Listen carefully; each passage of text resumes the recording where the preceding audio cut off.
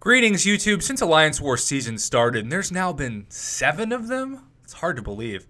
The biggest issue and the biggest complaint that I've heard and seen so many shady, sketchy examples of is, of course, the matchmaking system. There have been times where alliances would have killed for a terrible match because instead they got no match at all. They matched for hours and hours and hours and missed entire wars to no fault of their own, leaving it impossible for them to finish Alliance War seasons in a place that they probably should be given their alliance's skill level. And then, of course, you have the classic case scenario where you have alliances matching up with alliances that are millions and millions more in war rating, and for whatever reason, they just got matched together, and it's instantly like a varsity versus a junior varsity basketball game where you're just hoping to not get blown out by 40 points and take the moral victory, even though you have really no chance to win from tip-off. So, Kabam knows all this. They've heard all the complaints for 7 seasons now, and so before Season 8, they are looking to change this, and this is why we have no Alliance Wars going on right now. It's part of the goal by February 10th, where we will have what's called an enlistment opportunity, which in America, an enlistment opportunity usually stands for something to do with enlisting in the military. Not sure if that's going to be the case for our Alliance War or not. But basically, everybody in their inbox now has this message. Greetings, Summoner. We're very happy to announce that Season 8 of Alliance Wars will introduce a brand new matchmaking system that will improve the quality of matches for Alliance Wars, because Lord no, it would be hard to not improve it. This new system will include an enlistment period where alliances are able to sign up for the next war. The system will then match your alliance with other alliances that have opted in at the end of the enlistment period. Your first enlistment opportunity will be activated February 10th at 3 p.m. Pacific Standard Time, 5 p.m. Central, 6 p.m. Eastern, which will enter your alliance into the next round of Alliance Wars. In your Alliance War screen, you'll be presented with a new tab titled Next War. Alliance leaders and officers can use this tab during the enlistment period to select the number of battle groups which will participate and choose to enlist in the upcoming war. Now, there are a lot of questions about this that I have. One of them is, will this mean that if you enlist your alliance, you'll be matched up with a similar war rating alliance? Because what happens if only the alliances enlisted are above and quite a bit above your alliance war rating? Does that still mean that the same problem we've been seeing over and over again will occur because you'll be matched up against a much higher rated alliance? I don't know. And if you don't enlist your alliance, does that mean that you just skip a chance to do an alliance war for that period? My guess is probably yes. But I don't know. I guess this is supposed to help the community. I just want to know what you think, YouTube.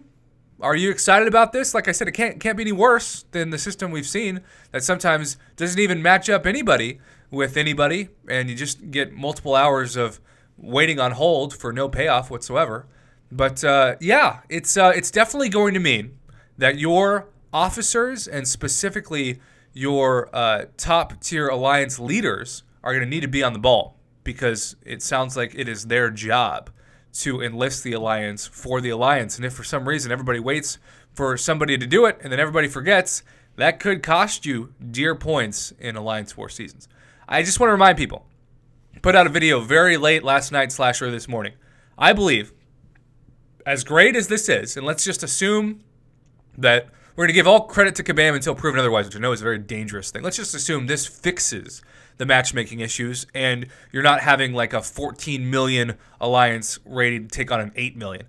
If the rewards stay what they are, especially in the Alliance War Seasons crystals, which are all RNG based to determine what percentage or how many Tier 2 Alpha Catalyst fragments you get, if that stays the same, I would still encourage so many people. If you have an amazing alliance that can do really well in Platinum, for example, like Plat 3, I would say it's smarter for the health of your alliance, for the stress of your alliance, and also for the rewards of your alliance to focus that on Map 5 and Map 6, and if you want to try Map 7, Godspeed, then it is to stress out as much about staying in the top tier that you can make it of Alliance War, because not only is it guaranteed to burn people out, but the rewards just don't justify the stress, or, most importantly for so many alliances, the item use and the units used with boosts and revives and potions, etc., when now Alliance Quest, the Glory system is so much better, especially for Tier 2 Alpha Catalyst and the introduction of Tier 5 Basic Fragments, which has also given our very high percentage of paranoid members of the community the belief, as they message me with no proof whatsoever, that 7 stars are around the corner because they have so little trust issues with Kabam that whenever they do something that just seems to be only pro player, it's just somehow like a cloud for what the hammer is about to drop on us, a Thor-size hammer of like 7 stars. I do remember right before 6 stars were introduced, we got all these insane 5-star shards from the monthly calendar. I think it was in August, and everybody was like, wow, well, now we're finally going to start getting 5 stars all the time. And then they announced 6 stars and a bunch of people left the game. So I'm hoping and praying that that's not the case, because we still haven't even seen the items needed to rank 3 a 6-star champion yet, and that will probably come in Act 6, my guess is. So until then, let's not worry about 7 stars until we have reason to worry about them. Nothing's been data mined from them. There's no proof that that's happening. It's just we've been conditioned to be skeptical about these things when it seems like it's just pro player, and I get that fear, but at the same time, let's just slow our roll, and hopefully this will just be a case of a good thing without a even worse thing to follow. So, what are your thoughts on this enlistment period? Are you going to focus on Alliance Quest more than Alliance War, or are you still thinking that Alliance War is the way to go for your Alliance? Comment below and let me know. And as always, thank you for supporting my Marvel Contest of Champions YouTube channel. Happy Friday, everybody.